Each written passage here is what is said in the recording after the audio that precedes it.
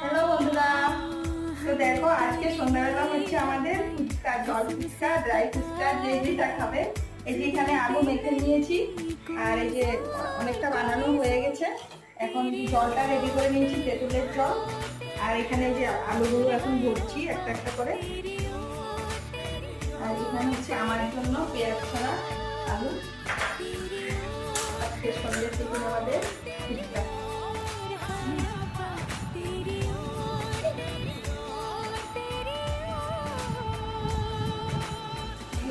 না কালকে খাও বাবা,